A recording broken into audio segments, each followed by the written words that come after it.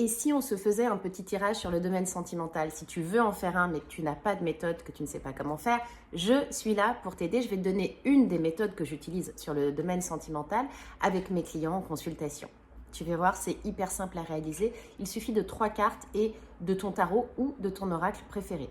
Alors ici, on est sur une méthode très simple puisqu'elle utilise uniquement 3 cartes. La première carte à gauche, c'est la carte des opinions. Cette personne, qu'est-ce qu'elle pense de toi? La deuxième au milieu, c'est ses sentiments. Qu'est-ce qu'elle ressent? Est-ce qu'elle est amoureuse, attirée ou pas? C'est important. Et troisièmement, c'est les actions. C'est histoire de voir si les actions de la personne vont être vraiment en cohérence avec ses sentiments. Attention, dans la vie, c'est pas toujours le cas. Parti, on va procéder au tirage, posez bien votre intention, mélanger les cartes, ce n'est pas évident avec le chat, mais en tous les cas, on le fait et on va commencer par tirer la première carte qui est importante puisqu'elle va nous permettre de savoir quelle opinion la personne qui occupe nos pensées a de nous. Première carte, on a ici l'empereur. C'est une carte qui est intéressante. Ça veut dire que la personne, elle a une bonne opinion de nous. Pourquoi? Parce qu'elle nous voit comme quelqu'un avec beaucoup de pragmatisme.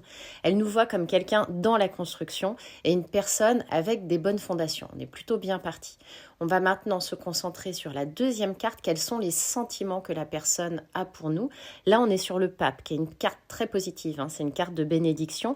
Ça veut dire que l'attirance que la personne a pour nous, ici, ça correspond, c'est parce que ça correspond à nos valeurs et à nos croyances. On a les mêmes valeurs et les mêmes croyances, donc la personne se sent en sécurité. On va tirer la troisième carte qui est très importante, c'est les actions. Les actions ne sont pas toujours en cohérence avec les sentiments. Attention sur les tirages amoureux. Ici, on a une carte qui est très particulière, qui est le mat. Ça veut dire que la personne est dans une posture d'évolution. Elle est en train de se libérer de son passé, elle est en train d'avancer pleinement vers l'avenir, donc c'est plutôt prometteur. On a une phase de résolution chez cette personne qui a envie et qui est prête à sauter dans l'inconnu, ce qui est plutôt pas mal en amour. En synthèse, par rapport à ce tirage-là, le point de vigilance, c'est que c'est quelqu'un qui est quand même très attaché, à mon avis, aux valeurs et par exemple la loyauté, la sincérité, etc. Donc, il faut construire un relationnel avec cette personne vraiment plutôt profond. On est là sur quelqu'un qui veut s'engager, on n'est pas sur une amourette ou quelque chose genre Friends with Benefit, etc. Voici pour un exemple de tirage.